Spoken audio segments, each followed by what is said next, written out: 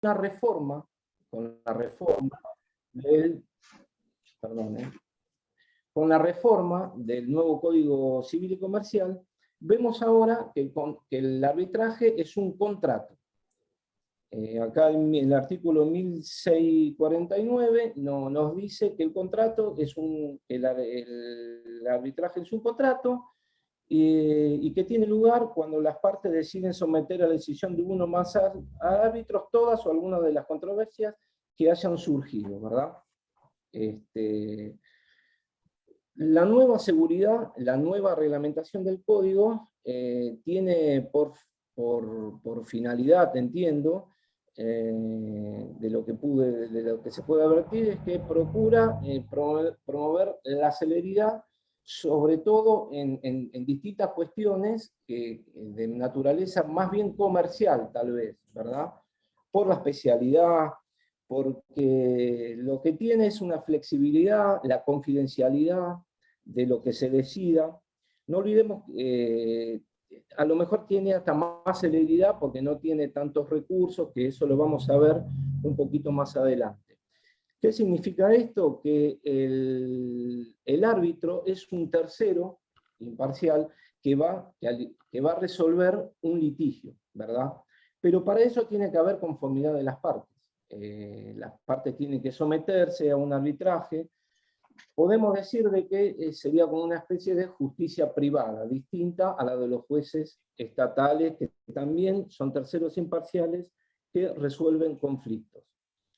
Es una buena implementación porque hay determinados temas, sobre todo en derecho internacional, el arbitraje, a lo mejor lo que más se ve acostumbrado a ver uno, son temas que tienen que ver con el derecho internacional, arbitraje internacional, pero acá tengo entendido que ya hay suficientes, que ya hay antecedentes, hay tribunales arbitrales que están interviniendo, ¿verdad? ¿Qué es lo que, dos características que yo puedo ver? Que los jueces estatales en principio serían incompetentes para meterse en las cuestiones que ya resolvieron los árbitros en su laudo. Y los árbitros, algo positivo, resultan o tienen facultades de índole, si se quiere, jurisdiccional, ¿verdad? Ahora las vamos a seguir viendo. ¿Cómo se tiene cómo este contrato de arbitraje, entiendo, debe formarse?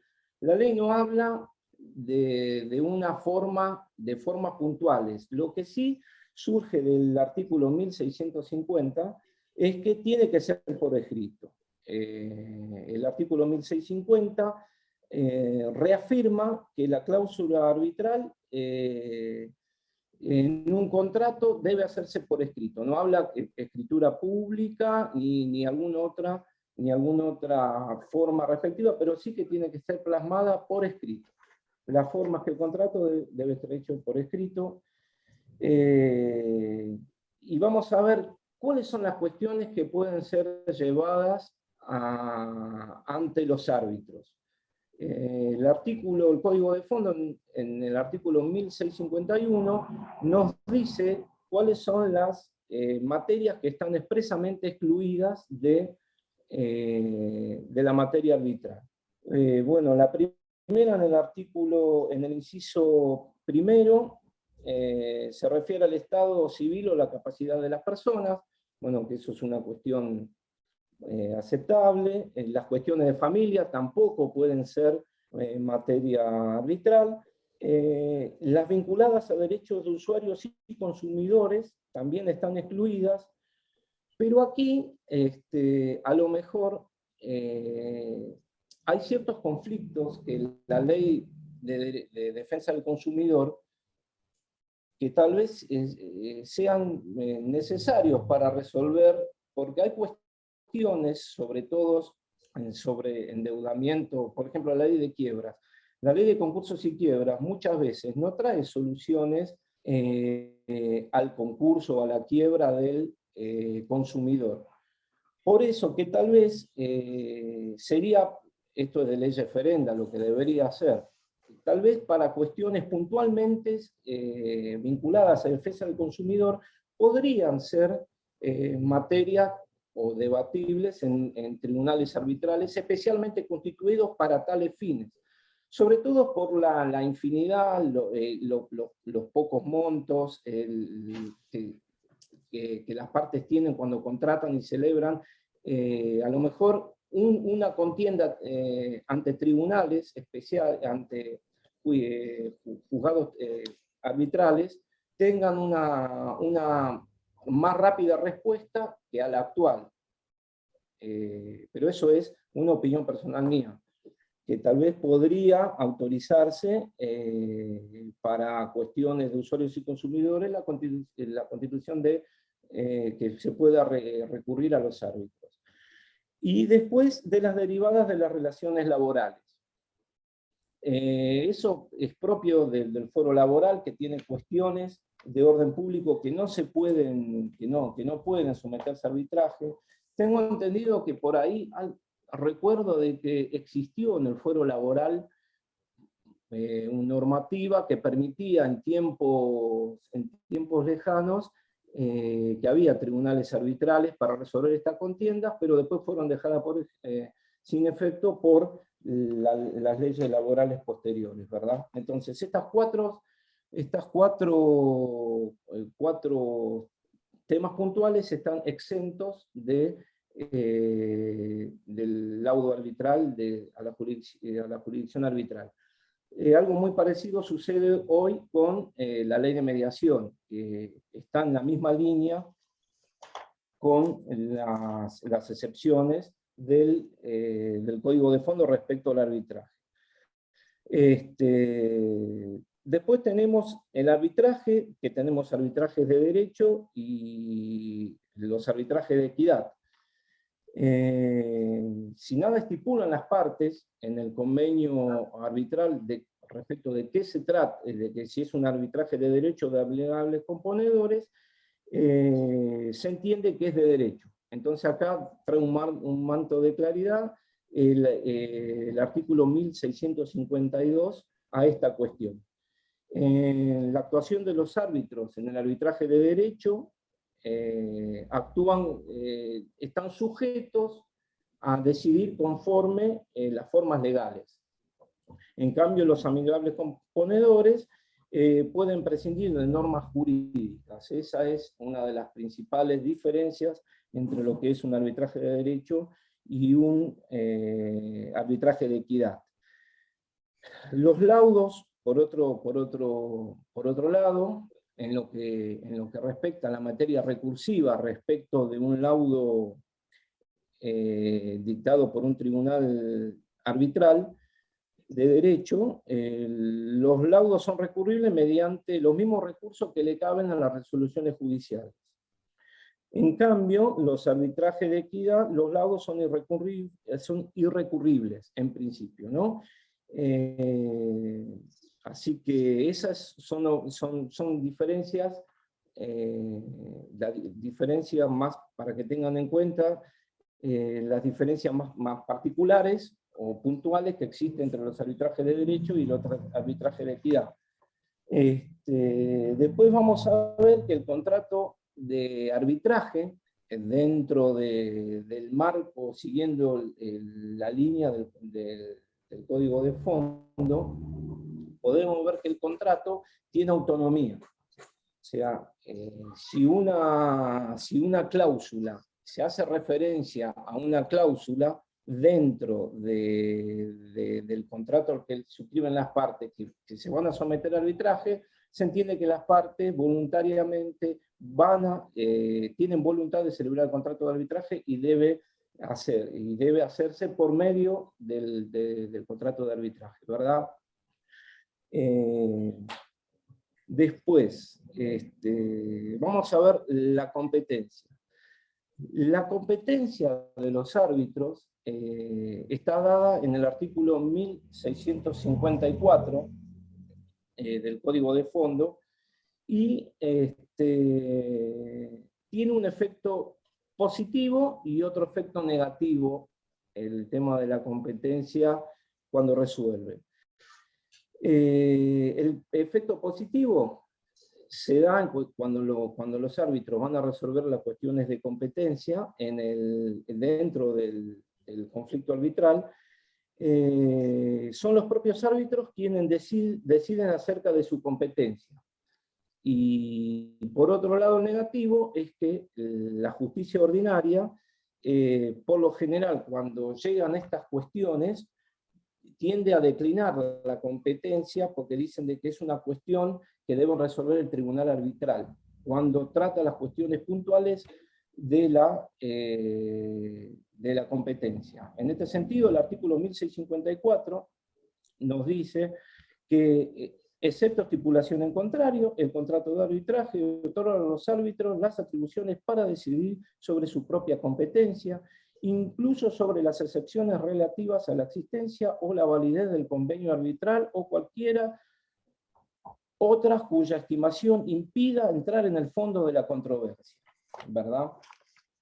Ahora bien, ¿qué pasa? ¿Qué rol cumpliría la justicia respecto, o cómo podría llegar a colaborar la justicia para hacer efectivo lo que decidan los árbitros en sus distintas decisiones? Acá tenemos el artículo 1655, creo que sí, el cual nos dice que también, excepto estipulación en contrario, el contrato de arbitraje atribuye a los árbitros la facultad de adoptar, a pedido de cualquiera de las partes, las medidas cautelares que estimen necesarias respecto del objeto del litigio. Los árbitros pueden exigir caución suficiente al solicitante, y la ejecución de las medidas cautelares, y en su caso de las diligencias preliminares, se debe hacer por el Tribunal Judicial. Esto tiene que ver porque no tienen el imperio de la ley los árbitros, entonces deben recurrir a la jurisdicción para solicitar colaboración, para hacer efectivas estas medidas cautelares que puedan llegar a decidir durante el debate o durante el proceso arbitral, ¿verdad? Y esto también tiene que ver, a mi modo de entender, que al ser un contrato, el contrato de arbitraje, implica una especie de prórroga de jurisdicción a favor de los árbitros, desplazándose así la jurisdicción de los jueces estatales, ¿verdad? Y nuestro código de la lectura y de lo que surge, entiendo que establece una jurisdicción concurrente en lo que hace a la ejecución de lo que pueda decidir un árbitro en determinadas cuestiones que sí o sí deben recurrir el auxilio de la justicia para su ejecución. No sé, me supongo que para trabar un embargo, yo no sé bien cómo funciona en la práctica, si un árbitro traba una medida cautelar o ordena un embargo. Entiendo que por una cuestión lógica, y como el arbitraje es un acuerdo de voluntades, el fin del laudo no va a significar incumplirlo por parte de los justiciables que en ese momento estén ahí. Pero se puede dar que se llegue a una sentencia arbitral y que las partes no cumplan, o el que tenga que cumplir no lo cumpla. En este sentido, tenemos antecedentes recientes tanto de la Corte Nacional como de la Corte Provincial, en el sentido que los laudos son obligatorios para las partes y que la justicia no puede, en principio, valorar lo decidido en este laudo arbitral. Me viene a la mente que yo después, igual lo pueden buscar en la MEP, a ver si recuerdo el nombre, de un precedente que el año pasado Bueno, esto empezó así. En el caso era la ejecución de un laudo arbitral en el cual el actor era Milan Tic, y creo que se demandaba la ejecución de un laudo por un buque que se construyó en los astilleros Río Santiago o algo así, no recuerdo bien el tema puntual, pero seguramente, pero le voy a mandar a la secretaria, a la doctora María Suárez, en PDF los fallos, así lo pueden ver. ¿Qué pasó en estos fallos que son importantes para hablar cómo opera la justicia, cómo se relaciona con los procesos arbitrales puntualmente? Este fallo, hubo un laudo arbitral en la cual Milan Tic demandó el cumplimiento de esto contra el astillero Río Santiago, creo que era, y un juez de La Plata, de primera instancia, hizo lugar a la ejecución del laudo. Después eso fue recurrido, fue a una cámara platense, la cámara platense lo revoca, tuvo un recurso extraordinario y nuestro máximo tribunal provincial confirmó la sentencia de primera instancia que revocaba el fallo que revocaba el fallo de primera instancia. O sea, que confirmaba que el laudo no se podía ejecutar porque analizaron el fondo del arbitraje. Ahora bien, esto fue a la Corte Nacional y el 5 de agosto del año pasado, la Corte Suprema de Justicia de Nación revocó este fallo y mandó a que se hizo lugar a la queja, al recurso extraordinario que se interpuso contra contra el decisorio de la Suprema Corte, y declaró precedente al recurso extraordinario y dejó sin efecto la sentencia apelada. Y mandó al Tribunal de Origen a fin de que dicte un nuevo pronunciamiento. Eso es a nivel provincial. Y después, por allá por el 2018, también en otro fallo interesante, la Corte Nacional habló sobre los alcances de la revisión judicial de los laudos, dándole firmeza a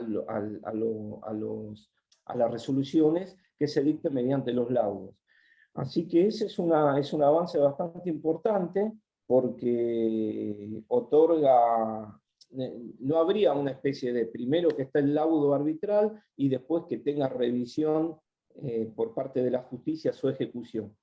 La Corte en este sentido está dando, esta jurisprudencia estaría dando validez a lo que se deciden los laudos arbitrales.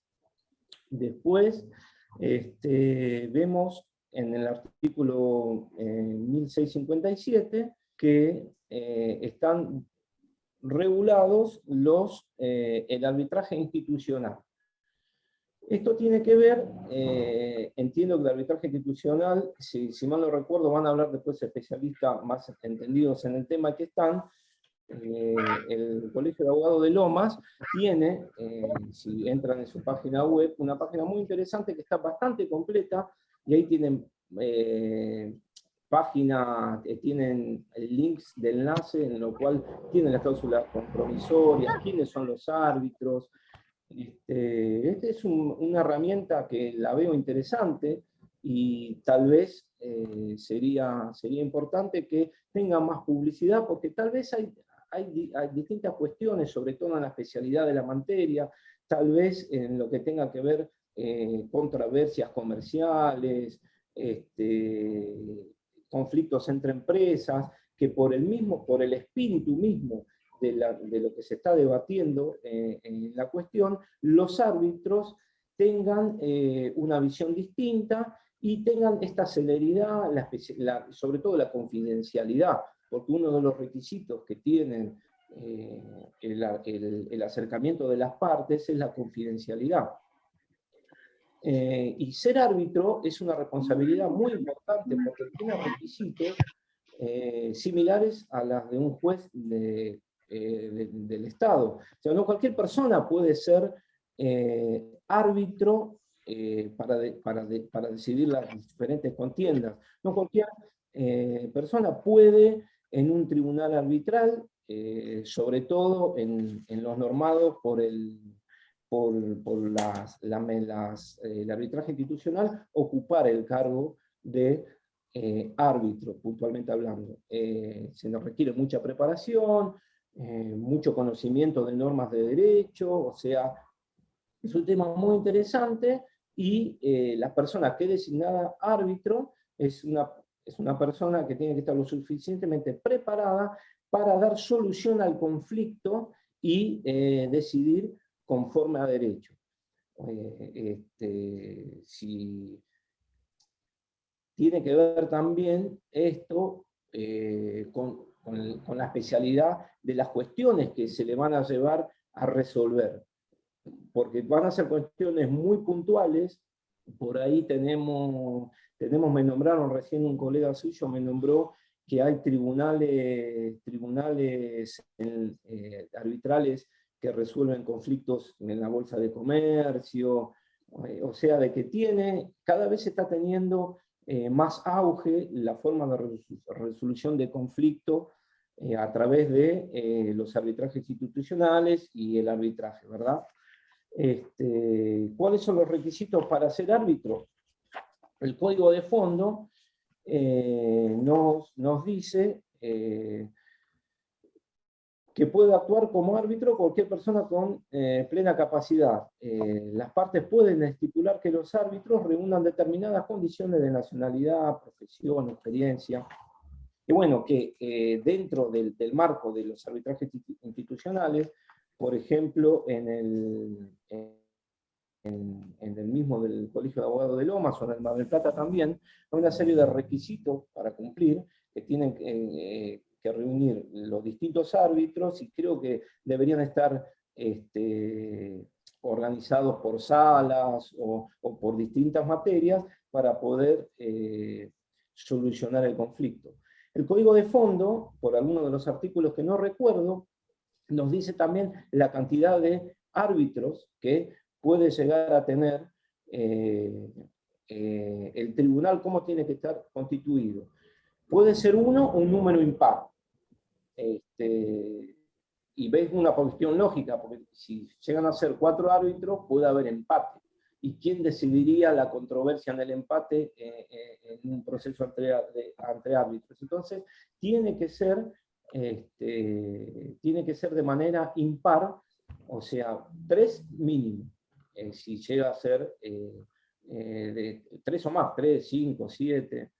Por otro lado, el código de fondo tiene previsto que una parte va a elegir un árbitro, la otra parte elige al otro, y entre los dos van a elegir a un tercer árbitro para decidir la cuestión que les toque, ¿verdad?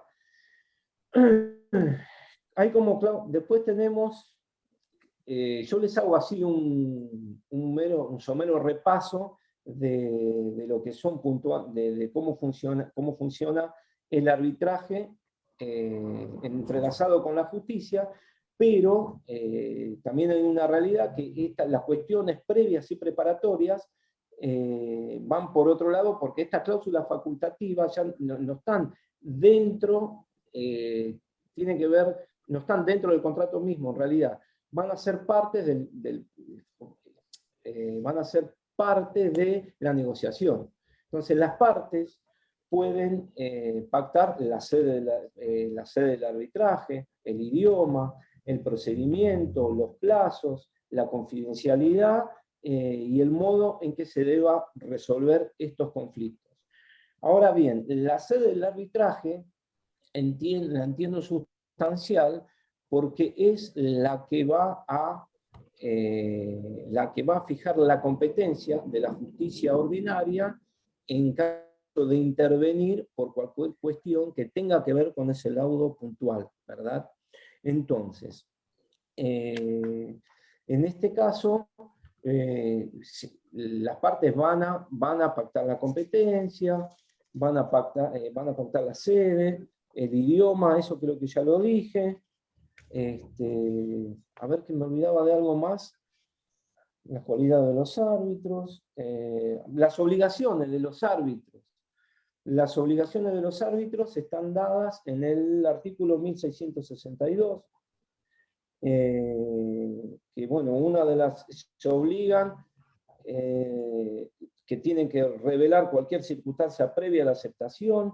Esto tiene que ver tal vez con las causales de excusación, que son las mismas que tiene un juez de primera instancia, que tiene que permanecer en el tribunal arbitral hasta la terminación del arbitraje, respetar la confidencialidad, disponer el tiempo suficiente para atender el diligenciamiento, participar personalmente de las audiencias, deliberar con los demás árbitros y dictar el laudo en el tiempo establecido.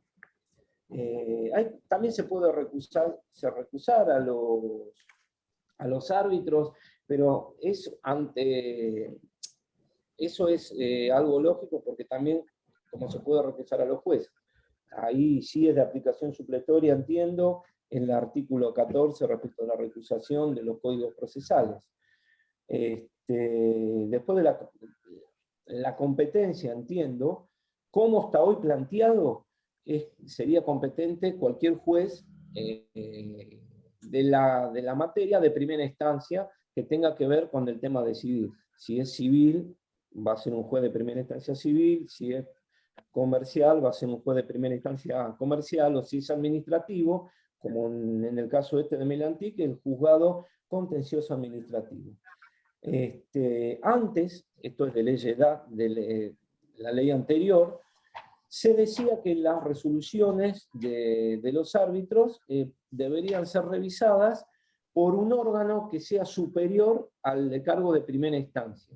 Pero esto ya ahora no es así, porque el Código de Fondo no hace esta distinción, ¿verdad? Al momento de legislar.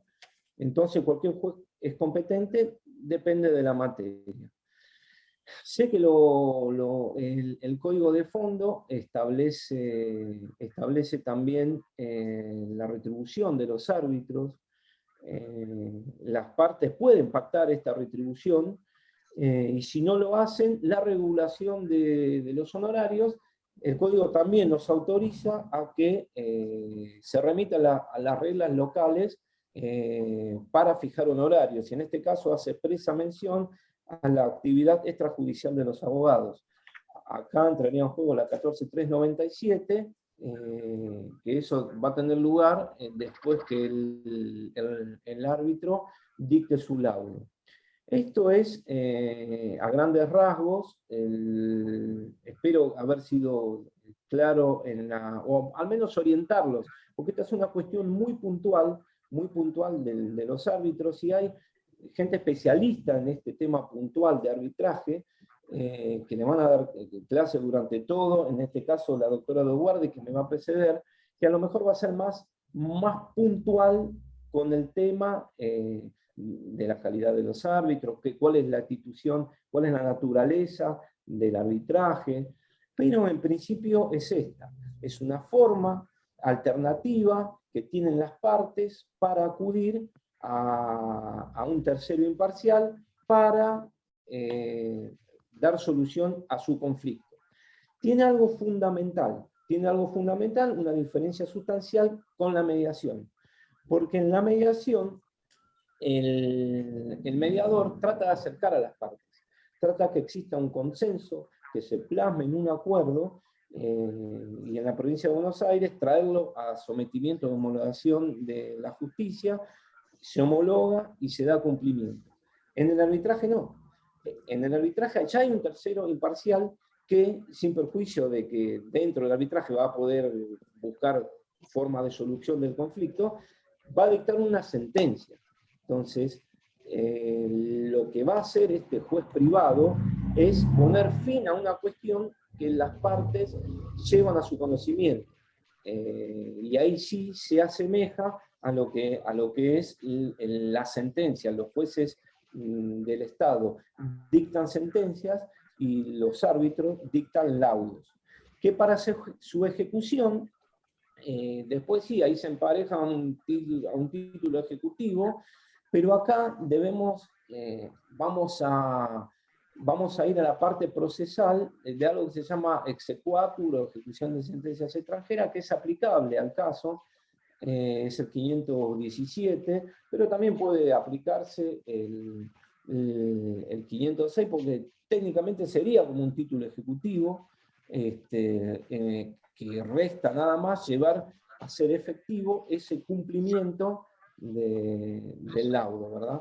Que puede tener una obligación de hacer, como todos saben, una obligación de no hacer, o una obligación de dar suma de dinero, que entiendo, los que tienen más experiencia que yo, donde debe haber más conflicto es justamente si es una obligación de dar sumas de dinero en el cálculo de los intereses, de la tasa, pero esas son cuestiones que también surgen a menudo, en la mayoría de los casos, en la justicia, en la justicia ordinaria, ¿verdad?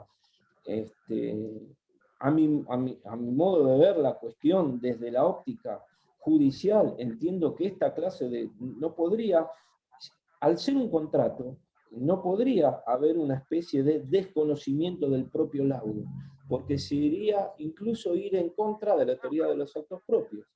Porque si la naturaleza del laudo es esa, que nos comprometemos, hacemos un contrato, una manifestación libre de voluntad, en donde llevamos a que un árbitro nos dicte sentencia y nos diga, dicta el laudo y nos diga, bueno, quién tiene razón y quién no. Desconocerlo después importaría implícitamente anteponerse contra los actos propios, ¿verdad? Pero hay una realidad que siempre y cuando este laudo, entiendo, respete normas básicas de derecho y no tenga nulidades básicas, en cuyo caso sí puede llegar a ser revisado por la justicia ordinaria, ¿verdad? De hecho, creo que está, no recuerdo bien el artículo puntual, pero creo que está prohibida pactar expresamente que se renuncian a los recursos ante la justicia, ante la desconformidad del laudo. Eso estaría prohibido en principio. Pero bueno, como les dije anteriormente, la nulidad tiene que ser una nulidad grave y tiene que ser que se violen principios básicos del derecho, defensa en juicio, debido proceso, que tienen que ser respetados en el laudo arbitral. Por lo demás, si el laudo ya está dictado, no se podría venir a la justicia para que la justicia ordinaria revise lo actuado en ese laudo, porque habría que ver si es nulo, si está dentro de sus facultades. Y en este sentido, los antecedentes estos de la Corte son claros, que le dan vida al arbitraje y que estos laudos gozan de plena salud y pueden ser ejecutados.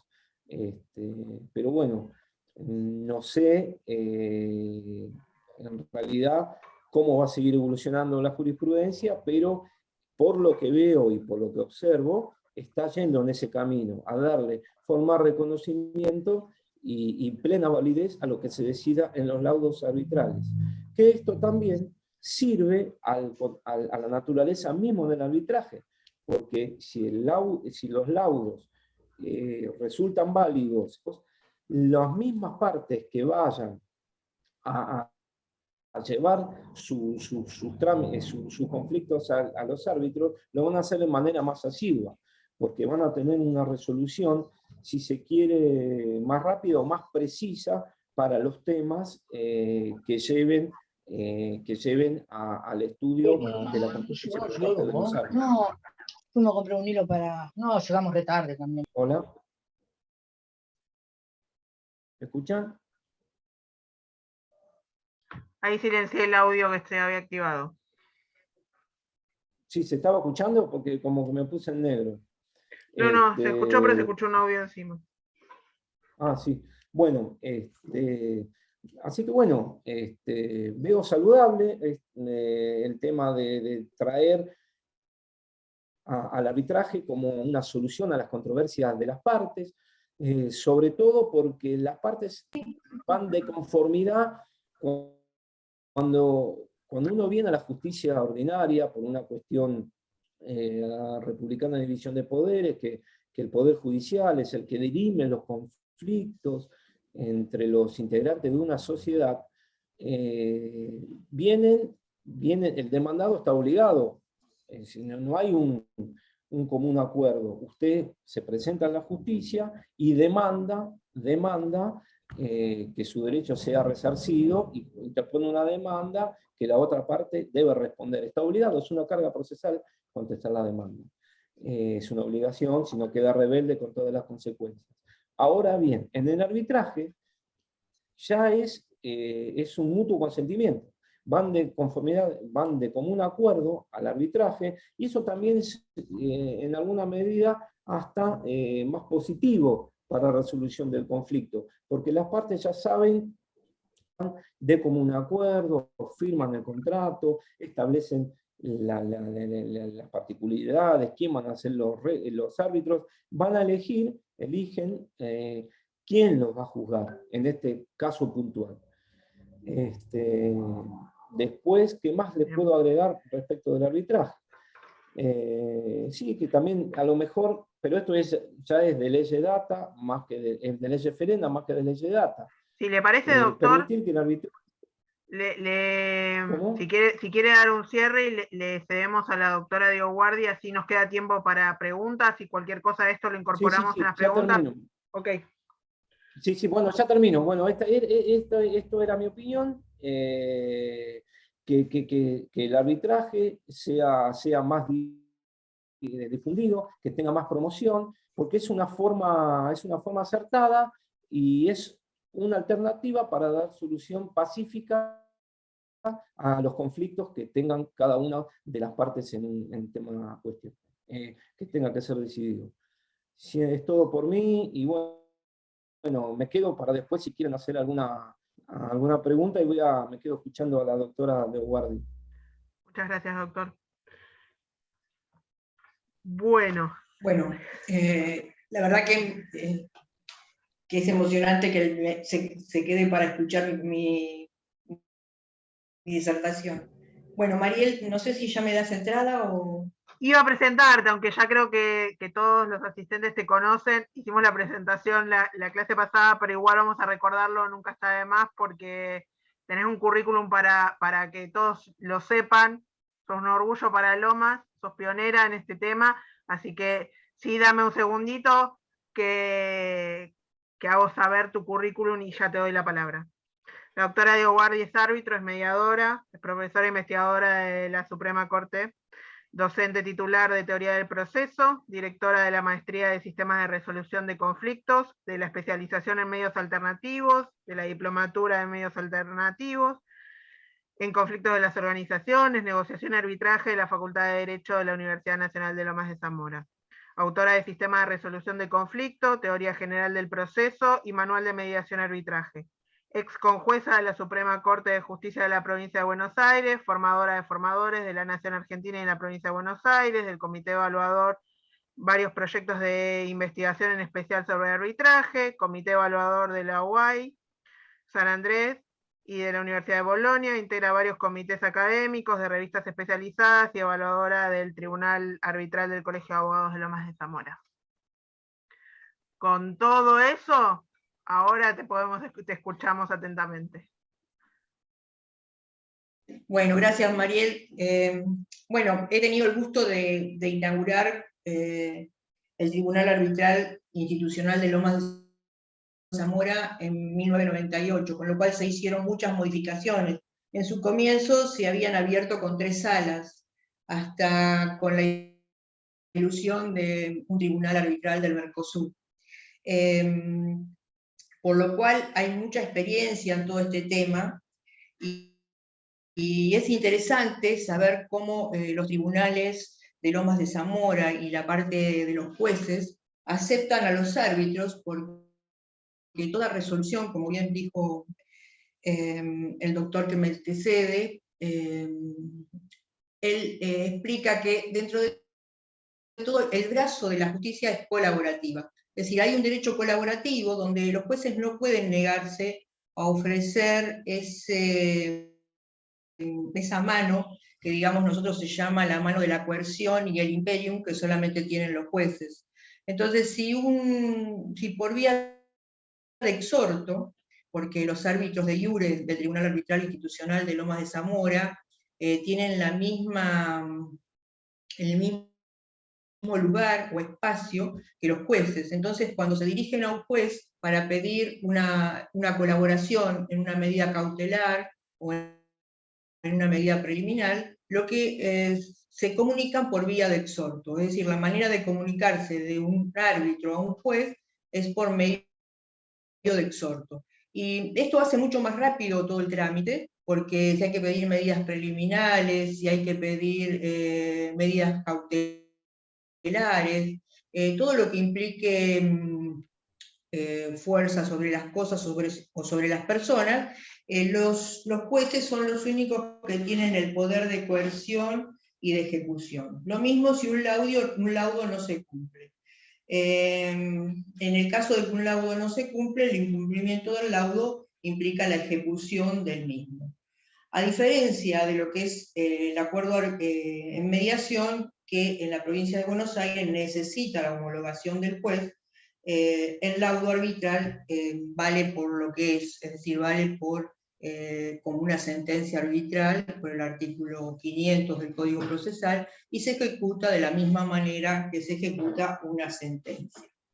Bueno, esto al simple efecto de que, bueno, fue un resumen muy interesante lo que hizo el juez que me antecede, y bueno, quería aclarar el tema de cómo se comunica un árbitro con los jueces, y que al ser arbitraje de iure, esto permite una comunicación de juez a juez de una manera directa, es decir, por vía exhorto, y la contestación del exhorto hace que se ejecute la medida. Diferente es cuando se hace no por tribunal arbitral, sino que se hace por árbitros ad hoc, es decir, donde aparece la cláusula compromisoria que formaron los abogados, y de esa manera se comunica un juez de equidad o amigable componedor con un juez. En ese caso, la comunicación no es vía exhorto, porque no tiene la misma calidad o característica de decir el derecho. Bueno, aclarado esto, voy a pasar con la exposición, que fue trunca para la clase anterior, y voy a pasar a compartir pantalla para hablar de la clase que armé para ustedes.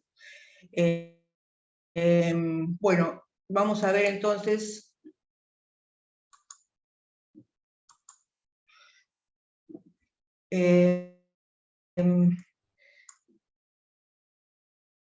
Bueno, mi interés es explicar un poquitito el tema del arbitraje desde una mirada un poquito más actual, y ver cuántas, dentro de lo que estamos hablando ahora del arbitraje, bueno, ahora podríamos...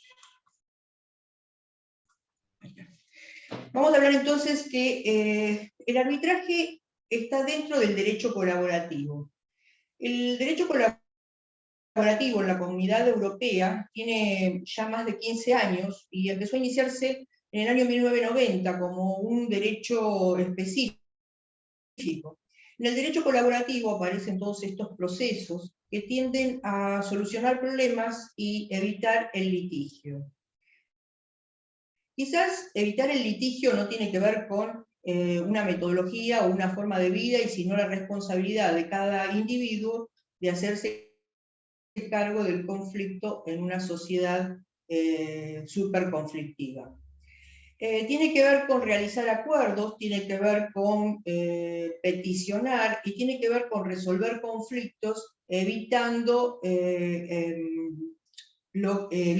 por ejemplo, el caos de tribunales. Es así que nacen los métodos alternativos, de los cuales yo tengo la teoría de que no son alternativos, sino que se complementan, como bien dijeron, es decir, hay un complemento porque se necesita tanto del juez para que contribuya en las medidas cautelares, en los recursos de nulidad, y a la vez se necesita del Poder Judicial para algunas medidas. Lo mismo en la mediación, es decir, la mediación necesita que se realice el acuerdo o se entregue el acta de mediación para que se pueda iniciar el proceso judicial. Es decir, que hay una cierta complementariedad, solamente serían alternativos en la medida que yo elijo uno y descarto el otro.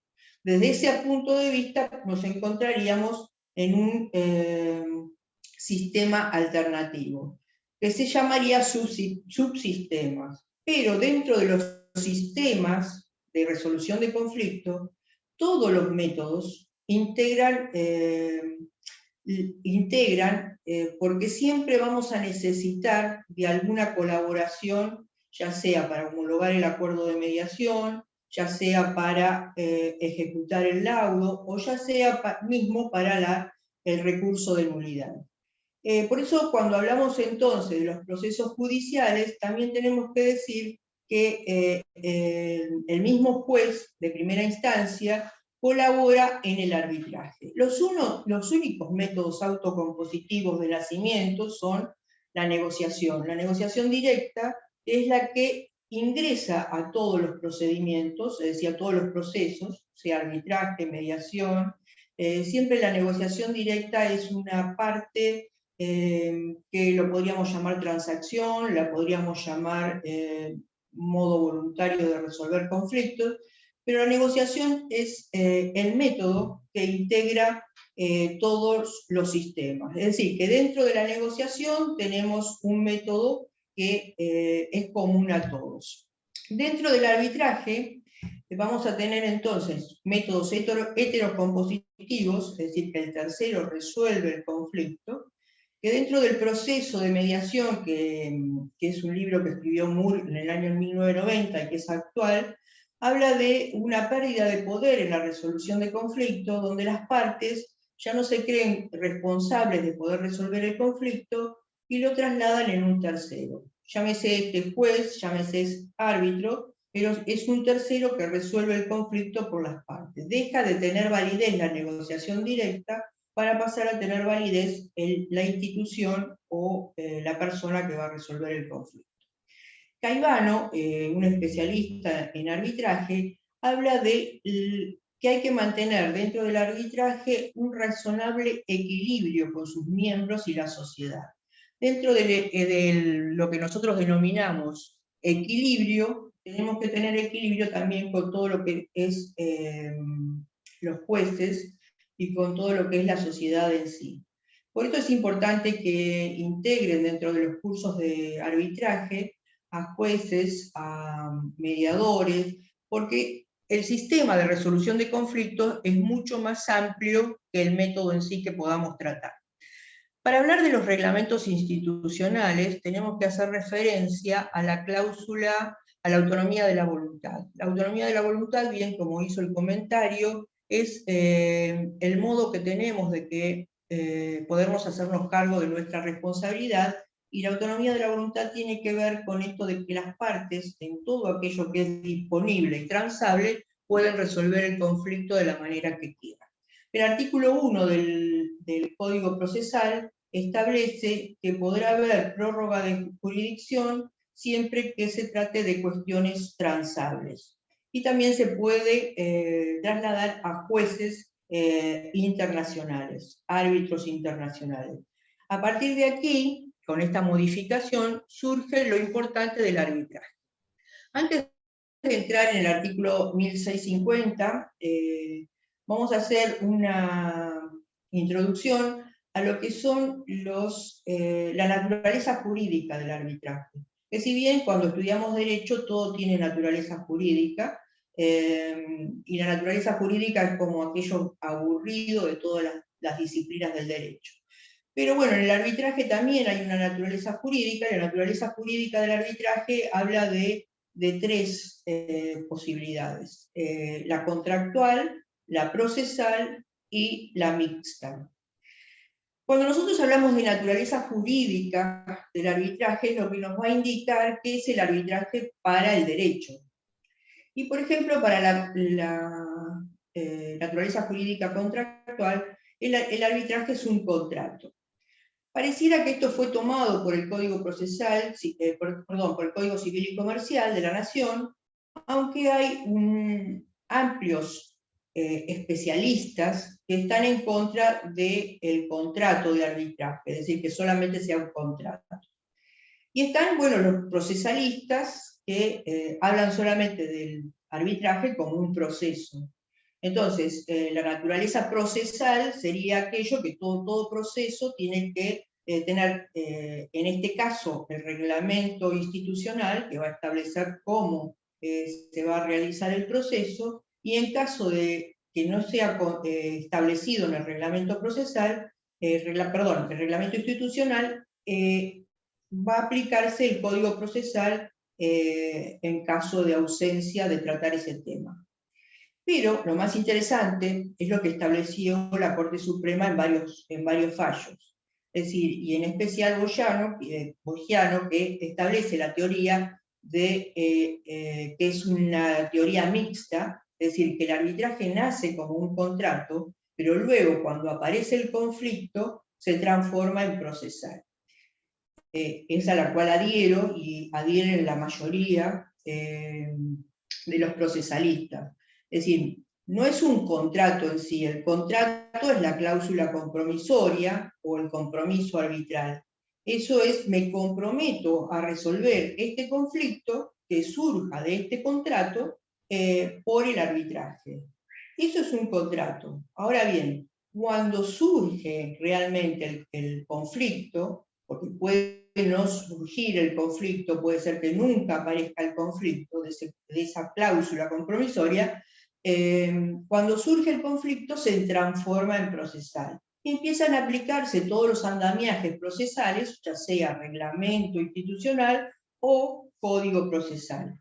Entonces tenemos como que el arbitraje tiene dos caras de una misma moneda. Por un lado, el contrato, donde aparecen todas estas características contractuales, y por el otro lado, lo procesal que es todo lo que aplicamos en cuanto a la validez del laudo, cuánto tiempo para dictar el laudo, la nulidad, etc. Dentro de estas características yo quería hacer el comentario del artículo 1650, solamente en la parte de cláusulas por referencia. Es decir, no solamente hay contrato cuando la cláusula compromisoria se traslada del reglamento institucional, que es la cláusula tipo, como por ejemplo la ley modelo trae una cláusula compromisoria, como todas las instituciones y todos los reglamentos traen cláusulas compromisorias, nosotros adaptamos al reglamento institucional una cláusula compromisoria. Pero esta puede ser por referencia, si bien tiene que ser por escrito, puede ser por referencia. Es decir, yo puedo poner, para evitar equivocarme, puedo poner que en el contrato, en la cláusula 10ª, que si surgiera un conflicto de este contrato de locación, se aplicará el reglamento institucional del Colegio de Abogados de Lomas de Zamora. En ese caso, lo que estoy haciendo es adherirme por referencia, no solo al reglamento institucional, sino que estoy haciendo una cláusula por referencia, es decir, refiriéndome a la institución, ya estoy haciéndome cargo de la cláusula compromisoria que tiene la institución. Y ahora vamos a ver por qué la importancia de la validez de la cláusula compromisoria institucional. Esta referencia es importante porque en ese caso lo que tengo que poner es que conozco el reglamento institucional y que es parte del contrato. Si no pongo que conozco el reglamento institucional y que es parte del contrato, el reglamento institucional nunca va a ser respetado dentro de ese contrato.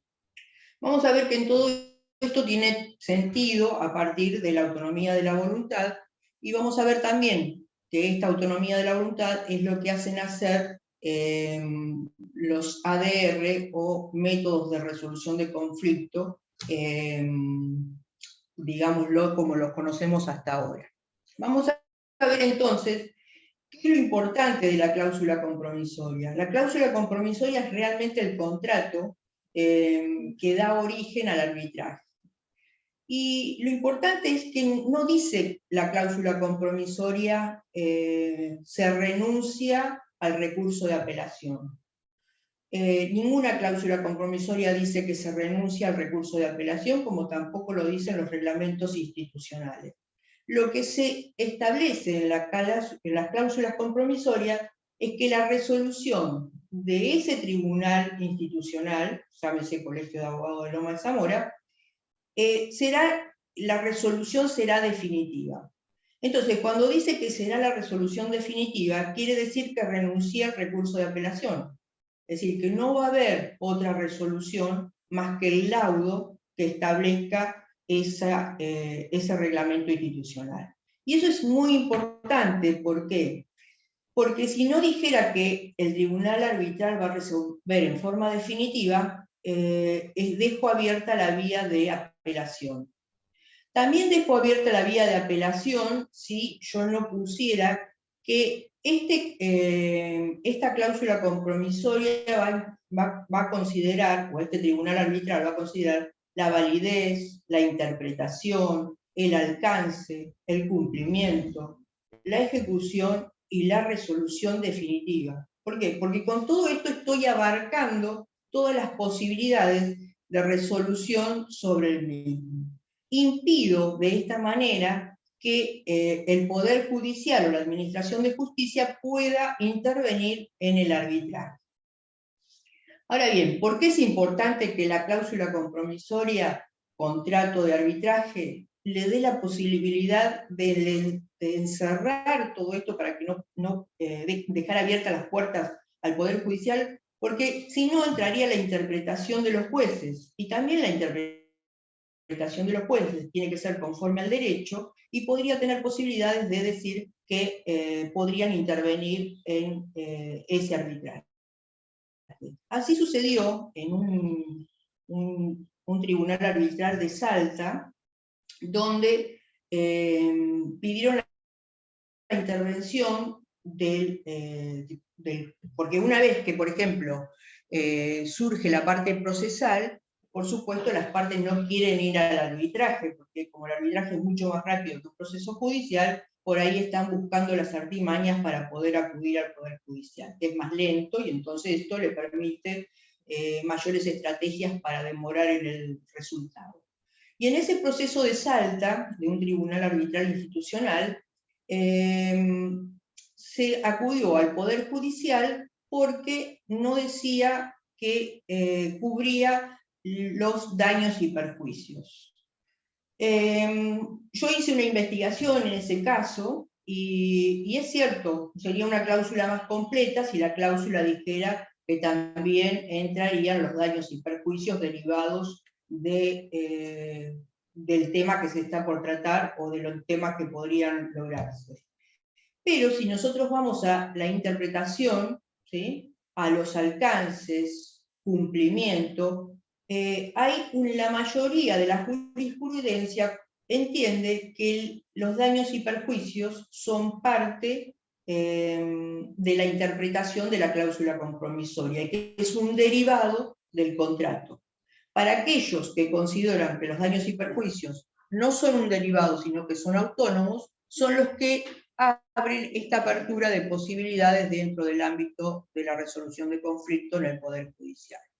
Otra característica también importante a tener en cuenta de las cláusulas compromisorias es el tema de cómo de expresar dentro del contrato que esa cláusula compromisoria forma parte del contrato.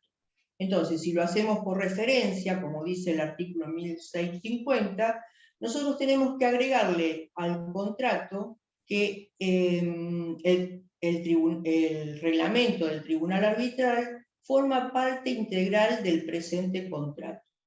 Y las firmas serán certificadas, tanto puede ser por el secretario en muchos casos, o por una institución que certifica firmas, como se hace en los arbitrajes internacionales. Las cláusulas por referencias tienen esta característica de ser más rápidas de aplicar en un contrato y más fácil de evitar equivocarnos en cuanto hacemos el traslado de la cláusula compromisoria. Dentro de los contratos arbitrales tenemos el arbitraje de iure y tenemos el tribunal ad hoc. El tribunal ad hoc es aquel que se conforma con, que ya no está nombrado así como este arbitraje institucional, sino que las partes, el abogado A nombra uno, el abogado B nombra otro, y luego cuando surge el conflicto, esta parte mixta del arbitraje, ambos abogados nombran al tercero. ¿Qué pasa? ¿Cuáles son las dificultades del arbitraje ad hoc? El arbitraje ad hoc es más complejo porque no tiene un secretario, como en este caso Mariel, entonces la parte administrativa se vuelve bastante confusa para los abogados, pierden los términos, entonces puede convertirse en un arbitraje en contra y no en un arbitraje a favor. El arbitraje ad hoc se utiliza mucho en todo aquello que tiene que ver con arbitraje de amigables componedores, donde resuelve conforme al leal saber o entender, y que tiene que ver más con características, por ejemplo, de conocimientos de agropecuarios o conocimientos de algún tema específico, ¿no? Dentro de del imperium, o la coerción o la ejecución, que es ese brazo colaborativo de la parte judicial, tenemos las medidas cautelares, la ejecución de un laudo y el recurso de nulidad. El recurso de nulidad no se puede,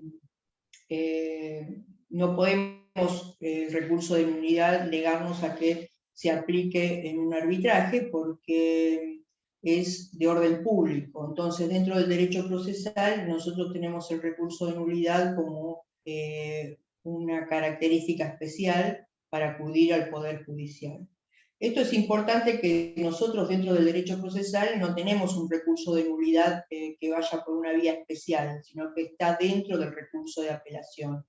Pero el recurso de nulidad tiene características como el artículo 760 del Código Procesal, que se aplica solamente cuando los árbitros resuelven fuera de lo establecido, o resuelven fuera de los puntos de pericia, o resuelven fuera del plazo.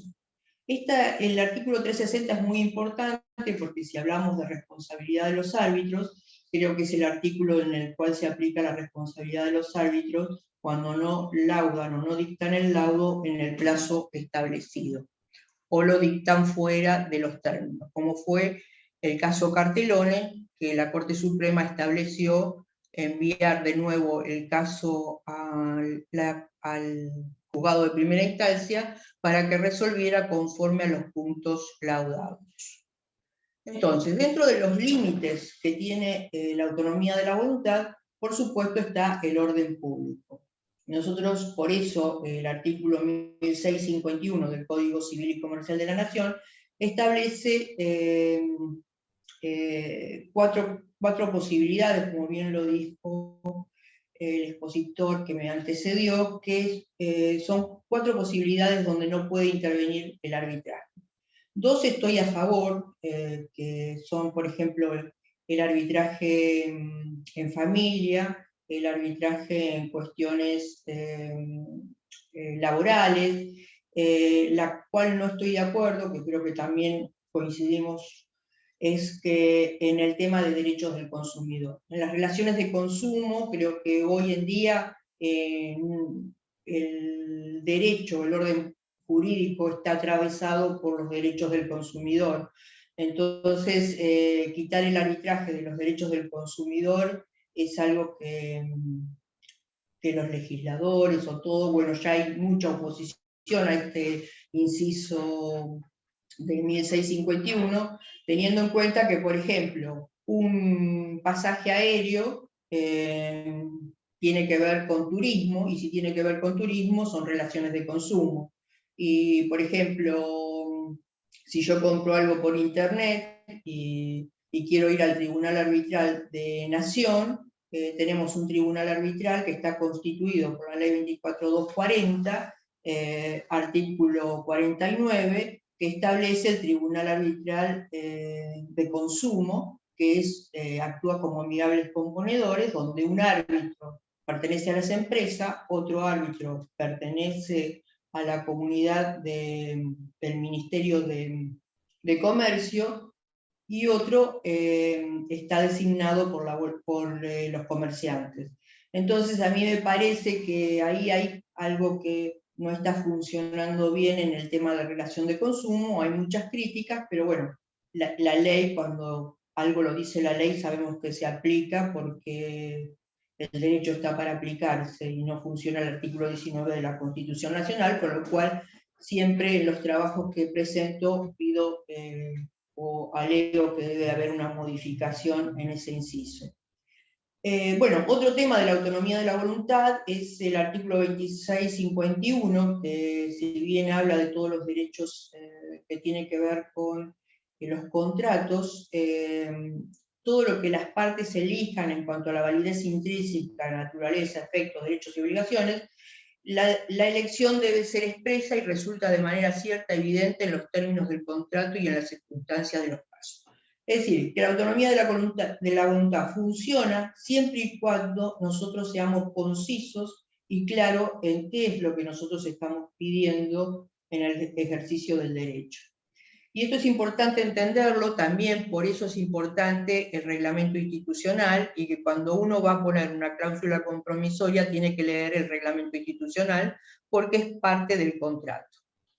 Vamos a ver entonces que también, un tema también importante, es que si bien el Código Procesal es parte del reglamento institucional, porque todo aquello que el reglamento no dice, o todos aquellos vacíos legales, se suplen con el Código Procesal. En este caso, el Código Procesal de la provincia, siendo el Tribunal de Lomas de Zamora. Pero también tenemos que ver algo interesante, que es el artículo 741 del Código Procesal, que habla de las cláusulas facultativas. Es decir, entonces, un tribunal institucional se conforma con todo aquello que nosotros queramos implementar, pero también porque nos da la posibilidad de aplicarlo las cláusulas facultativas. Las cláusulas facultativas, cuando hablan de arbitraje, dicen que el procedimiento aplicable, con lo cual el procedimiento aplicable va a ser el del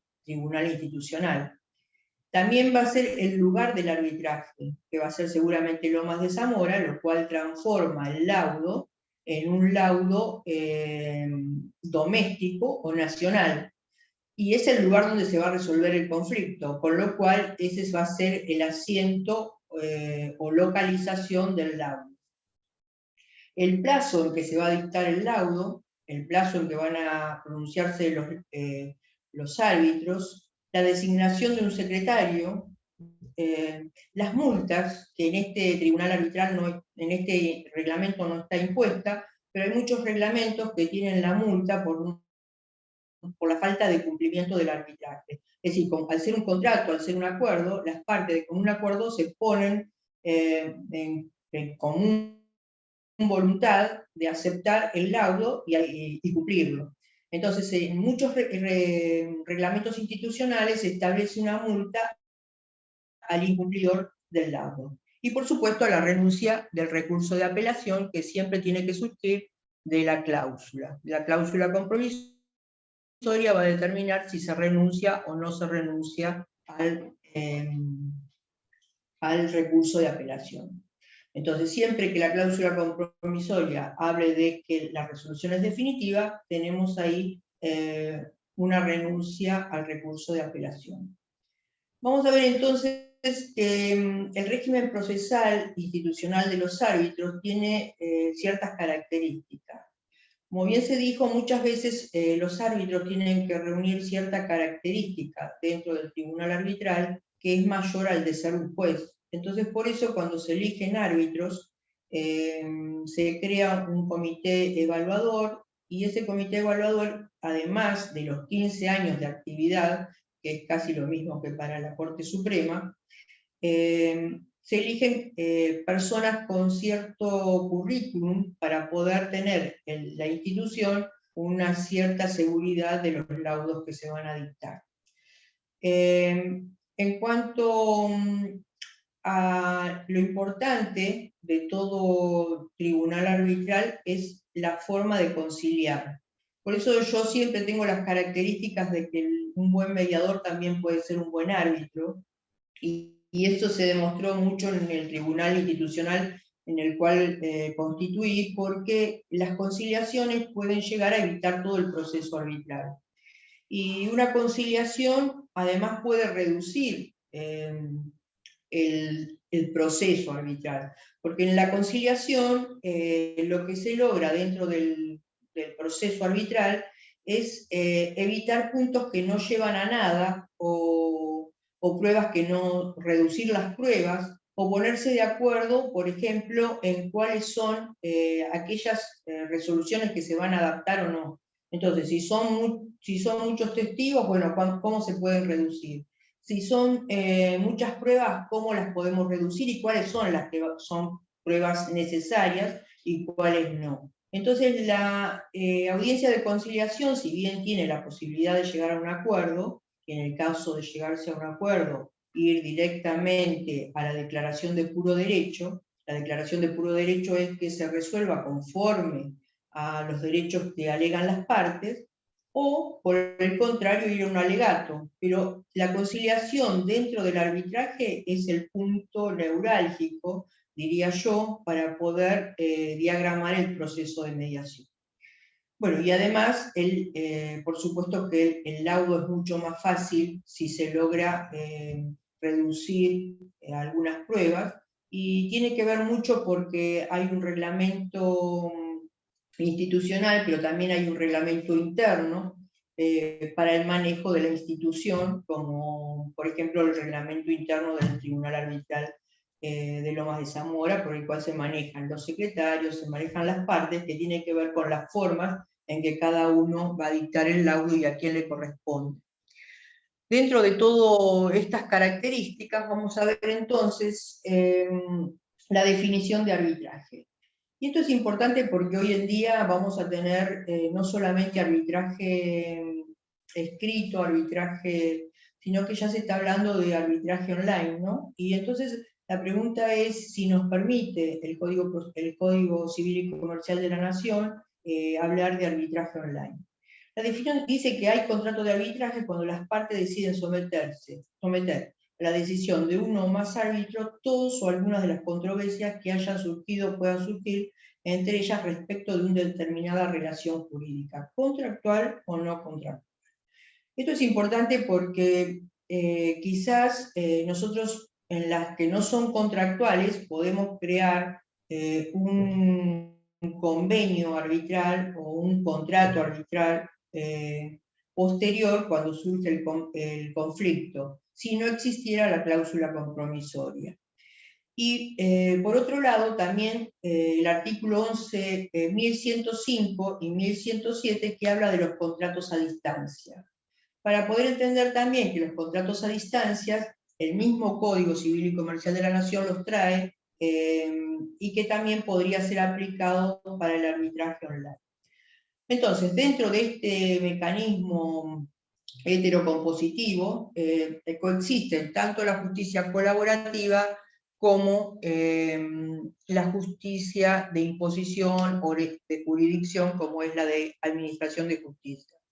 En realidad, esto tiene que ver con la implementación de políticas públicas y cómo se va a implementar el arbitraje dentro de un ámbito mucho más especial. Yo creo que viene la era de la revolución tecnológica. Bueno, esto yo no lo voy a explicar porque lo explicó en la clase anterior,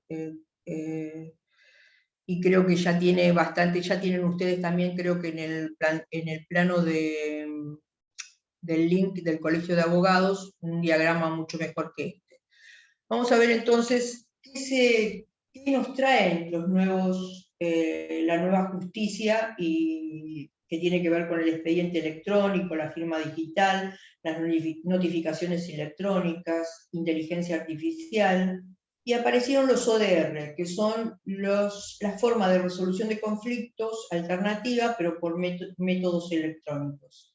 Y aquí aparece una posibilidad más que dentro de los tribunales se está dando ya el expediente electrónico y que posiblemente este expediente electrónico que se está dando en tribunales se empiece a dar en el arbitraje.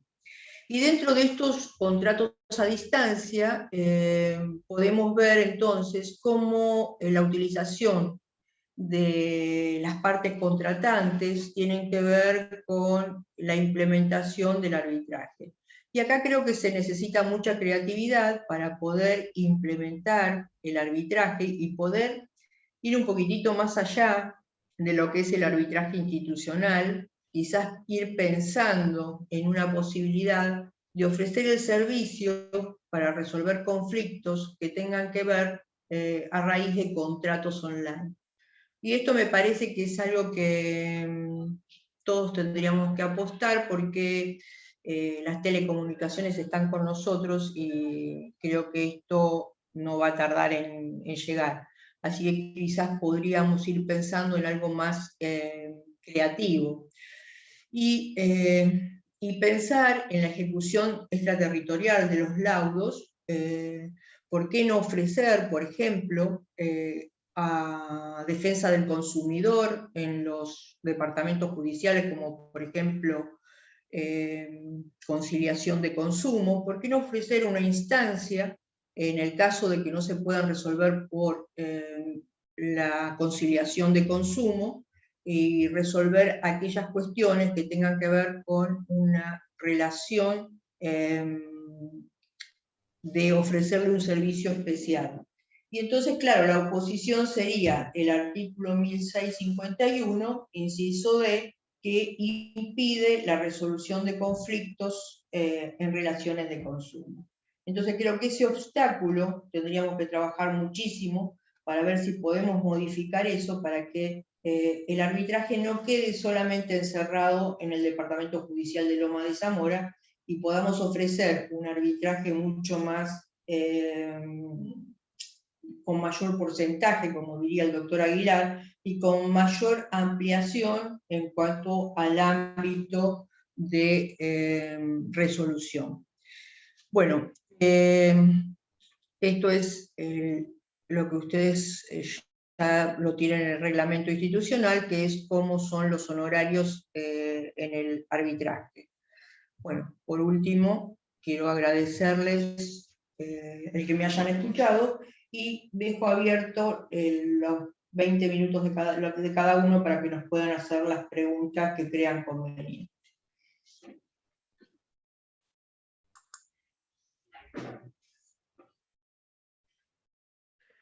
En el chat únicamente había leído hasta ahora una pregunta que hacía referencia a el arbitraje respecto de familia. Si era recomendable en conflictos de familia.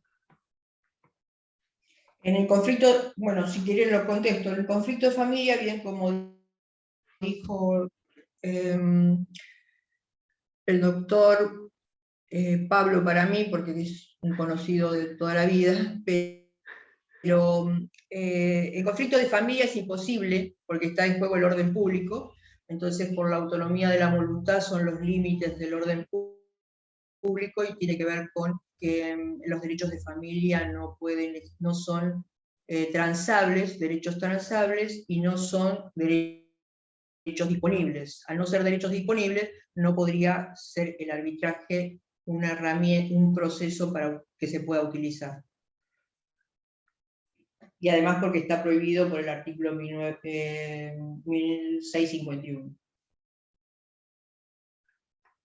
Pero pueden hacer preguntas que no estén por chat, me parece, ¿no? Sí. Si alguien tiene alguna pregunta, diga vos.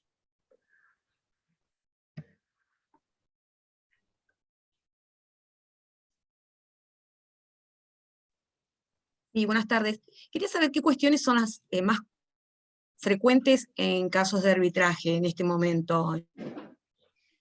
Bueno, quizás... En Lomas de Zamora. Sí. Quizás en Lomas de Zamora lo más habitual es que en un contrato de compraventas, en un contrato de locación, en los contratos que ya logran durar en el tiempo, se agrega la cláusula compromisoria.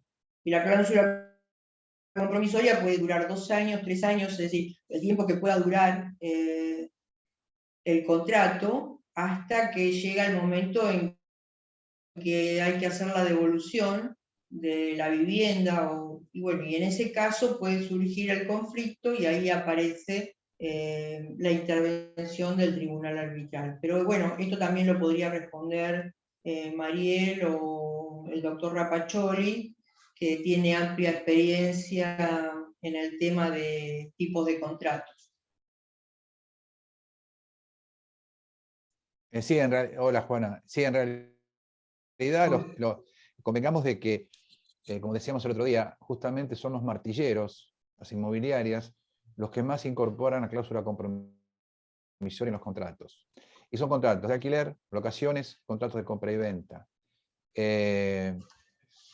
Y sí, vencido el contrato, terminado el contrato sin ningún tipo de conflicto, ahí termina, se entrega la devolución o se llega a la escritura por la compra-venta del inmueble y se terminó.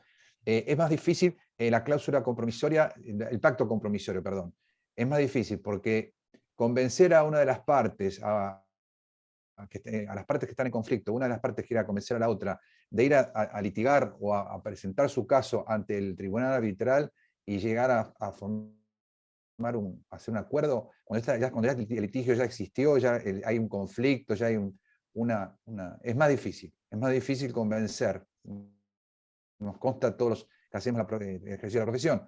Es más fácil cuando las partes recién se conocen, acá viene el que va a ser inquilino, acá está el propietario, todo color de rosa, y puede ser así todo el tiempo de la duración del contrato, pero si surge un inconveniente, ya la cláusula compromisoria está incorporada y las partes no tienen más que ir al tribunal arbitral.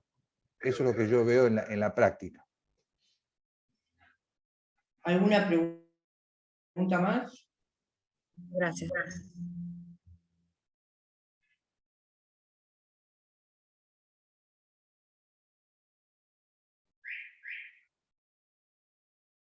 Bueno, quería comentarles algo que cuando en el 2001, cuando estaba el Tribunal Arbitral Institucional, surgieron todos los temas que todos conocemos, el tema del cambio de la moneda, el tema de los decretos, y en ese momento,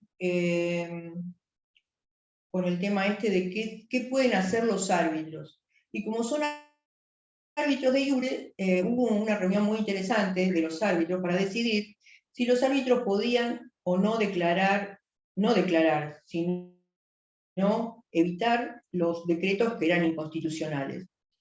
El tema, a la resolución que se llegó en ese momento, que estaba la doctora Miglio también, en ese momento se llegó a la resolución de que al ser árbitros de iure, árbitros de derecho, no podíamos aplicar temas inconstitucionales. Entonces, decretos inconstitucionales era ilógico que un árbitro los aplique.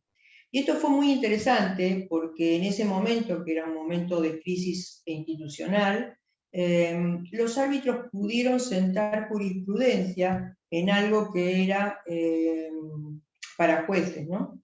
Y me parece que eso tiene que ver con eso de cómo la actividad de los árbitros tiene que ver con esto de cómo se genera dentro del ámbito institucional las posibilidades de ir mejorando y acrecentando aquello que tiene que ver con el derecho, y aquello que está prohibido y aquello que no está permitido, y eso que los jueces pueden hacer y aquello que los árbitros pueden hacer.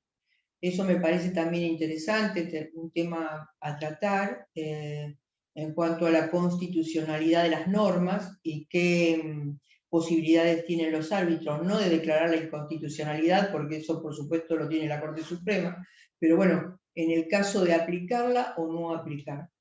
Bueno, tiro así como elemento para que ustedes puedan generar algunas preguntas, algunas ideas, porque yo supongo que, bueno, tenemos un tribunal institucional, pero por lo general siempre hubo o 2 salas, o una sala y árbitros una lista de árbitros institucionales. Entonces, ¿qué duda les plantea a ustedes o qué idea tienen del tribunal arbitral? Porque en realidad los abogados son los clientes del tribunal arbitral, digámoslo de esa manera, ¿no?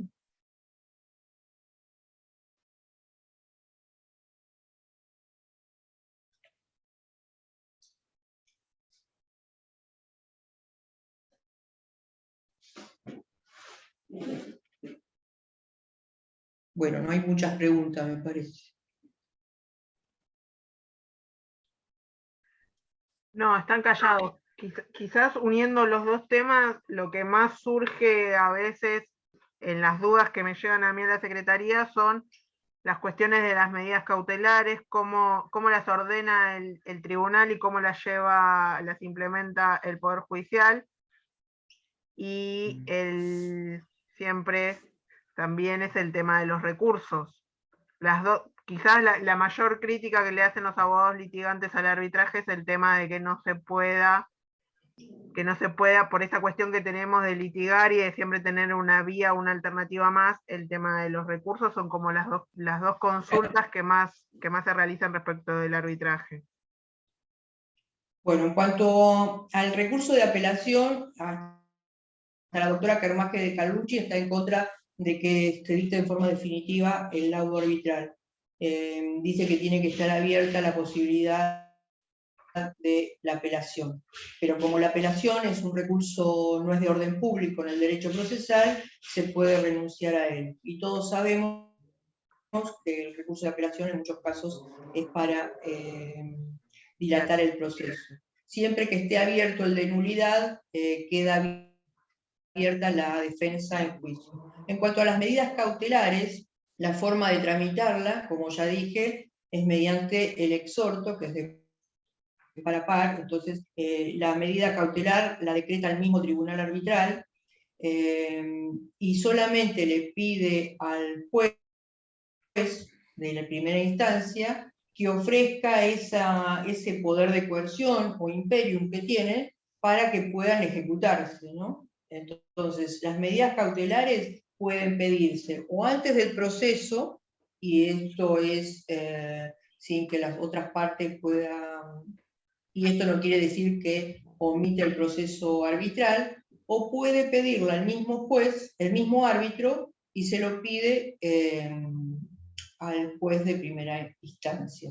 O sea que es una colaboración de árbitro a árbitro, o las partes lo pueden pedir de primera instancia si es que resulta que son medidas preliminares o medidas previas cautelares.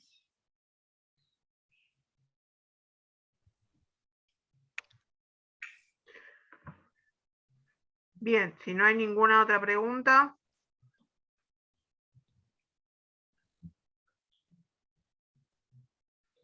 Voy a pasar una cuestión, les agradezco a los expositores del día de hoy, y me queda que plantearles una cuestión que tiene que ver específicamente con el curso. El curso está pautado, ustedes habrán visto en el momento de la inscripción, que se habla de 2 certificados, un certificado por asistir al curso y un certificado que otorga puntaje para un nuevo concurso, para otra sala que se va a abrir este año. Para acceder a este certificado que otorga puntaje, tienen que presentar un trabajo práctico, un trabajo de su creación, sobre un tema, cualquiera de los temas de cualquiera de los módulos que integraron el curso, y el plazo para presentarlo son 15 días posteriores al cierre del último módulo. Lo presentarán al mail de la comisión y serán esos trabajos evaluados por la comisión y los integrantes del tribunal, o veremos si, de acuerdo al tema, alguno de los expositores nos colabora con su evaluación. Esa es la forma de acceder al certificado de puntaje para el próximo concurso que se abrirá para otra sala del Tribunal Arbitral del Colegio de Abogados de Lomas de Zamora. Cintia, ¿tenés la mano levantada? ¿Tenés alguna pregunta? Sí, ¿qué tal? ¿Qué tal? Escuchaba, por ahí se escucha un poco. ¿Se oye? Sí, Bajito. Ah, bueno, barro. Sí, bajito, sí, sí, lo sé. Bueno, sí tengo una consulta, la doctora Dioguardi. Bueno, primero agradecer por la excelente exposición tanto del doctor que precedió y la doctora Dioguardi. Mi consulta es con respecto a lo que dio puntapié con el tema de la convertibilidad.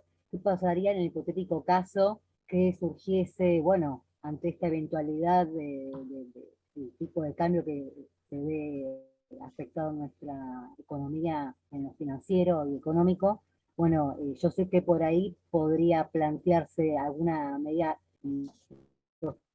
a ver, una medida cautelar previo a contratar un arbitraje, o cuál sería la experiencia que uno a la hora de asesorar a un cliente y explicarle cuáles son las medidas preventivas y convencer al cliente o a ambas partes de someterse a una decisión de un tercero. No sé si, bueno, fue una especie de pregunta-comentario. Sí, la verdad que gracias, Cintia, por la pregunta, más bien expositora fue. En realidad, No, por favor. en realidad, las medidas precautorias son aquellas que se piden como previas, ¿no? Y las que se piden como previas tienen que ver con algo que, bueno, pido como medida cautelar, pero lo necesito para poder iniciar el proceso. En ese caso, yo las puedo pedir ante el juez, y el Código Civil y Comercial de la Nación establece que toda medida precautoria o medida cautelar previa que se pida ante el juez no implica desistimiento del proceso arbitral. En ese caso tienen que ver con, no sé, con, por ejemplo, si es un daño sin perjuicio, tendría que pedir alguna medida previa de saber alguno de los daños o algo, alguna cuestión. En cambio, si son muchas veces también son domicilios que no se encuentran, entonces como medida precautoria pido alguna medida para, como anotación de litis o algo así, es decir, tiene que ver con cómo voy a armar el proceso y el temor fundado en la medida que se va a tomar. Entonces, si hay temor fundado de que no se va a cumplir el laudo, por supuesto voy a pedir una medida precautoria. Y si pido una medida precautoria, lo puedo pedir en el Poder Judicial sin perjuicio de saber que tengo que ir al arbitraje. Y esto es lo que tiene que conocer el abogado. Y si es una medida cautelar, bueno, eso lo puedo pedir directamente al árbitro y el árbitro se encargará conjuntamente con la secretaria de hacer el trámite ante el Poder Judicial vía exhorto para pedir al juez de primera instancia que contribuya a la medida cautelar. Y en ese caso es simple, es decir, por ejemplo, en el reglamento del Tribunal Arbitral de Ecuador, ellos aceptan que los árbitros puedan pedir la fuerza pública para que vayan a declarar, ¿sí? En nuestro país no existe la coerción sobre los, ya sea por la fuerza de las personas o las cosas, no se puede ejercer fuerza sobre las personas o las cosas, salvo los jueces lo pueden hacer. Y esto es algo válido, es decir, si un árbitro firma y pide una medida cautelar, un embargo, fuerza sobre las cosas, y lo pide no sé, dentro de lo que es ARBA en la provincia de Buenos Aires, pues por supuesto se lo van a denegar, porque ese oficio es nulo. Pero sí si lo pide por intermedio del juez. El juez es el que firma el pedido, y por lo general los jueces no es que entren en la medida cautelar si está bien concedida o no está bien concedida, sino que por la experiencia que tenemos, los jueces lo que hacen es colaborar con el exhorto y pedir la medida cautelar. Entonces los trámites no son complejos, son fáciles, y pueden pedirse ante el tribunal arbitral o, salvo en la medida precautoria, si en el caso que quisieran hacerlo, ante la Administración de Justicia. Pero también puede ser de acuerdo a la experiencia, se realiza toda la medida cautelar y esto, como es inaudita aparte, se hace por medio, hay dos expedientes, un expediente principal y uno que es una copia. Entonces, hay un expediente que no se muestra a las partes hasta que la medida cautelar no haya sido consumada. Entonces, no es tan complicado explicarle a los abogados cómo pedir las medidas cautelares. Sé que es algo que tendría que haber una materia más específica, si bien nosotros lo hacemos en teoría general del proceso, pero tendría que estar quizás al fin de la carrera. Terminar la carrera, para que puedan comprender esto, ¿no? Es decir, no es tan complicado, las medidas cautelares son complicadas, pero no es tan complicado pedirlo ante un árbitro, porque ustedes van a tener la ayuda de Mariel, van a tener la ayuda del tribunal arbitral, y los van a encaminar con las medidas cautelares.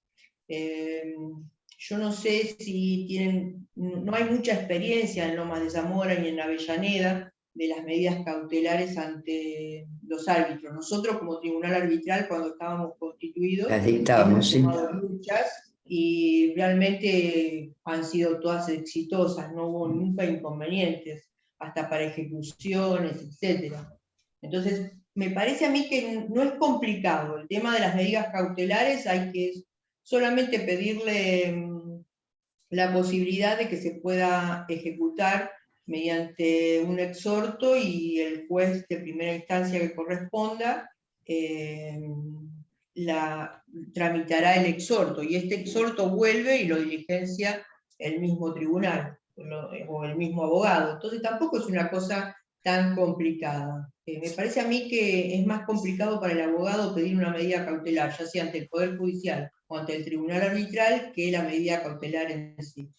No sé si con eso respondí la pregunta. Sí, doctora, gracias. Con respecto a lo que principié con el tema de la convertibilidad, bueno, quizás sea una pregunta como inocente, porque si se establece en un determinado contrato, supongamos a ver, ¿qué se me ocurre en este momento? Bueno, boleto de compraventa imposible porque tiene que ser en billete de cara grande, imposible que sea eso. Pero supongamos, no sé, un determinado alquiler de no sé, de una embarcación, algo importante. Sí, arbitraje marítimo. Un bien mueble registrable. Claro. O un semoviente que podría ser un caballo. Se me ocurre un montón de situaciones. Sí. ¿Qué pasa con el tema de la convertibilidad? O sea, por ahí, a eso me refiero. Por eso es una pregunta inocente, porque uno dice, establecimos que sea en pesos, va a ser en pesos. Si no, bueno, ¿qué pasa con el tema de la aplicación? No sé si se comprende. O sea, Sí, ¿qué a ver, haría uno? te entiendo. Es decir, todos estamos presintiendo que con esta inflación también podrían venir aquellos mismos decretos inconstitucionales que se dictaron en el 2003, por ejemplo. La pregunta sería, ¿los árbitros pueden actuar dentro de esta problemática de la convertibilidad? Y yo digo que sí, porque si son árbitros de derecho, tienen que saber el derecho, y si tienen que saber el derecho, también pueden aplicar conforme a las normas jurídicas, porque para eso fueron designados. Y bueno, eso lo hemos hecho y también tuvo bastante aplicación, porque hemos aplicado conforme lo establecían la jurisprudencia de los jueces, de las cámaras, los resultados de las cámaras, etcétera, etcétera, y lo hemos aplicado en el mismo tribunal arbitral. O sea que como árbitros de derecho, no es que el árbitro no pueda aplicar en problemas de inflación, porque si no pudiera hacer eso, ¿para qué está designado? Es decir, si uno elige un tribunal arbitral, también tiene que resolver las cuestiones que se le plantea, si no caería en responsabilidad conforme al artículo 760 del Código Procesal, de la provincia de Buenos Aires. Y si no, creo que Pablo podrías agregar algo más, a ver qué opinás desde el punto de vista del Poder Judicial. Respecto de las medidas cautelares, coincido con la doctora Duardi que no hay mayor complicación, porque si es como un exhorto, vamos a un caso hipotético de embargo de una propiedad, ¿no? Vendrá el exhorto solicitándose el trave de la cautelar, en ese caso ahí está la evolución del derecho, estaría, porque lo dictó un tribunal arbitral, y lo único que prestaría el juzgado ahí es la colaboración de trabar por intermedio del toque en la comunicación respectiva al registro. Se deja constancia de eso, se le devuelve el exhorto haciendo saber que se dio cumplimiento a la medida cautelar, como un exhorto común cuando nos piden de capital de que se declare un testigo, o un desalojo, o no sé, un montón de cuestiones nos solicitan por exhorto, una constatación, que el juzgado constate, hace la medida, cumple la medida, puse embargo, porque no sé, lo primero que se viene a la mente, lo más fácil también para que lo grafiquen como ejemplo, pero puede ser cuestión una medida preliminar. Hablaban ahí de un daño sin perjuicio, no sé, si el municipio tiene la cámara de seguridad, la puede pedir como medida preliminar en el tribunal arbitral y se gestionará por oficio acá, no habría inconveniente. Y respecto de las cuestiones de la convertibilidad, del ejemplo este que citan de la convertibilidad, también, si son jueces, son árbitros de derecho, deberían aplicar la normativa que consideren válida para resolver ese conflicto. No veo mayor interpretación. Claro está que siempre después de lo que decida, como dice la doctora, van a venir los recursos si la otra parte no está de conforme, la nulidad y eso, pero ahí le subí unos fallos en los chats, que dice de mí para todos, subí los antecedentes de la Suprema Corte, de lo que dijo la Corte de Milantic y los alcances de la revisión de los laudos, que por ahí les va a servir también para interpretar un poco mejor la cuestión. También es algo interesante que tiene que ver también con la mediación, que es la formación de los letrados, porque yo también estudié en la facultad y nosotros vemos al proceso como una controversia siempre. Hay contraparte, hay demandado, no hay así como que el abogado, salvo después en la formación y en los cursos que hacen de mediación, de arbitraje, el abogado sale de la profesión para litigar. La realidad es esa también. Entonces por ahí cuesta un poco que que tenga una aceptación plena al arbitraje, como la mediación, pero bueno, con el correr del tiempo, sobre todo si se afianzan estos modelos, si son serios, si están bien hechos, no habría ningún inconveniente, al contrario, son más beneficiosos porque se descomprimiría los tribunales judiciales y cada parte, sobre todo en el arbitraje, que van de común acuerdo ahí con la cláusula compromisoria, hasta van a estar más acorde con lo que decide el árbitro en su laudo. En principio, después se verá, pero bueno, esa es mi opinión al respecto, que hay que promover estas prácticas para solucionar alternativamente los conflictos. No sé si tienen alguna pregunta más en torno más procesal o no tengo inconveniente a responder.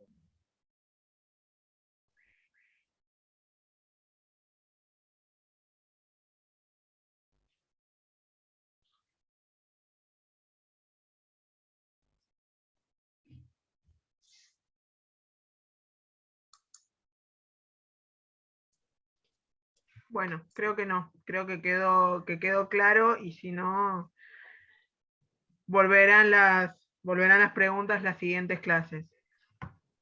Una vez que vayamos avanzando en el desconocimiento del arbitraje, aparecerán las preguntas seguramente. Les agradecemos a todos.